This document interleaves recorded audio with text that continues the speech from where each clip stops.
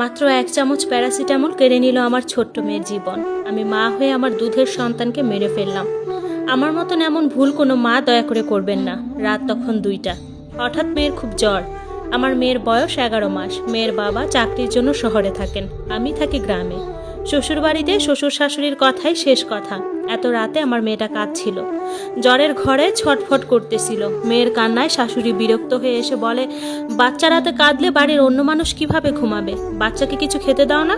কাঁদে কেন এত? আমি বললাম, মা দেখুন না, মেয়েটার শরীর জ্বরে পুড়ে যাচ্ছে। শাশুড়ি বলে, এমন জ্বর মাঝে মধ্যে আসেই, ওয়েদার বদলাচ্ছে তাই। ঘরে কি জ্বরের ওষুধ নাই নাকি? আমি বললাম, প্যারাসিটামল আছে।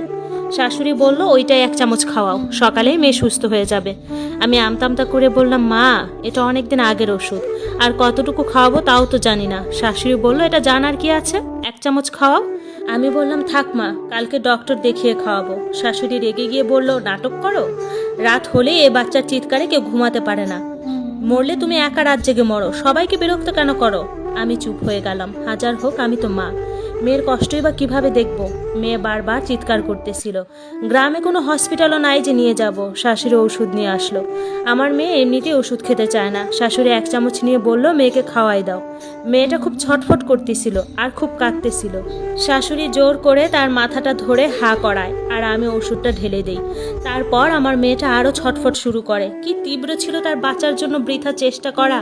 মেয়ে চোখ উল্টিয়ে ফেলছে প্রায়, তার শ্বাস নিতে কষ্ট হচ্ছে। আমি আর নিজেকে ধরে রাখতে পারিনি, চিৎকার করে কাঁদতে থাকি। শাশুড়ি বলে, কিচ্ছু হয়নি। মেয়েকে টান দিয়ে আমার কোল থেকে নিয়ে উপরে তুলে ঝাঁকাতে থাকে। আমার কলিজার ধন একটা সময় ছটফট করতে করতে জন্মর মতো ঘুমিয়ে যায়। শাশুড়ি বলে, দেখছো বাচ্চাকে কিভাবে ঘুম পাড়াতে হয়? দেখো তোমার মেয়ে ঘুমিয়ে পড়েছে। আমি তখনও বুঝিনি। আমি একটু স্বস্তির নিঃশ্বাস ফেলে মেয়ের বিছানা রেডি করে শাশুড়ির কোল থেকে মেয়েকে আমার কোলে নিতেই খেয়াল করি, আমার মেয়ে তো নিঃশ্বাস নিচ্ছে না। আমি চিৎকার করে উঠি, আল্লাহ গো বলে। সবাই আমার রুমে চলে আসে। আমি বলি, আমার মেয়ে তো আর নিঃশ্বাস নিচ্ছে না, তাড়াতাড়ি গাড়ি আনেন, আমার মেয়েকে হসপিটালে নিতে হবে। শাশুড়ি বলে, তুমি কি পাগল? আমি মাত্র না তাকে ঘুম পাড়ালাম। আমি তখন বললাম, আপনি তো খুবই বিরক্ত হয়েছিলেন, তাই হয়তো শেষ ঘুমে পাড়িয়ে দিয়েছেন। মেয়েকে তখনও বুকে জড়িয়ে কেঁদে কেঁদে স্বামীকে কল দিই। শ্বশুর বলে, এত রাতে কি নাটক শুরু করছো? একটু আগেও তো কান্নাকাটি করলো, এই কয়েক মিনিটে কি এমন হলো?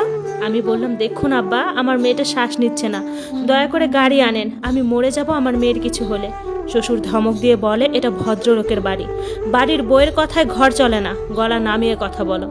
এদিকে আমার মেয়েটা আস্তে আস্তে ঠান্ডা হতে থাকে। আমি বুকের সাথে জড়িয়ে বারবার স্বামীকে কল দিই। সে ঘুমিয়েছিল। একটা সময় পর কল ধরে, তাকে সব কিছু বলি। হাজার হোক সে তো বাবা। সে তার পরিচিত একজনকে কল দিয়ে গাড়ি নিয়ে যেতে বলে। প্রায় 40 মিনিট পর গাড়ি আসে। শ্বশুর শাশুড়ি সবাই বাধা দেয় যেতে। আমি কারো কথা শুনে না, একাই মেয়েকে বুকে চেপে গাড়িতে উঠি। আমার কান্নায় ড্রাইভার পর্যন্ত কেঁদেছিল, কিন্তু মন গলেনি আমার শ্বশুর শাশুড়ির কারোই। একটা সময় পর হসপিটালে এসে পৌঁছাই। ইমার্জেন্সিতে নিয়ে যাওয়া হয়। ওখানেই দায়িত্বরত ডক্টর আমার মেয়েকে মৃত ঘোষণা করে। আমার বুকে সে কয়েক ঘন্টা আগেও ঘুমিয়েছিল, আর এখন নেই। এইটা মা হিসেবে কিভাবে মানবো? আমি ডক্টরকে বলি, আপনার কোথাও ভুল হচ্ছে, আপনি ভালো করে দেখুন, আমার মেয়ে বেঁচে আছে। ডক্টর আমার মনের অবস্থা বুঝতে পারেন। তিনি কি হয়েছিল জানতে চান। আমি সবটা খুলে বলি। তারপর আমার মেয়েকে নিয়ে যান তিনি। বিভিন্ন পরীক্ষা নিরীক্ষা হয়। ততক্ষণে সকাল হয়ে গেছে। আমার স্বামীও চলে এসেছে। একটা সময় পর ডক্টর আমার কলিজার ধনকে নিয়ে আসেন। আমি তখনও আশায় বুক বেঁধেছিলাম। ডক্টর আমার মেয়েকে আমার কোলে দিয়ে বলেন, প্যারাসিটামল বাচ্চাকে কান্নারত অবস্থায় খাওয়ানোর ফলে সেটা ফুসফুসে চলে গেছে। আধা চামচের পরিবর্তে এইটুকু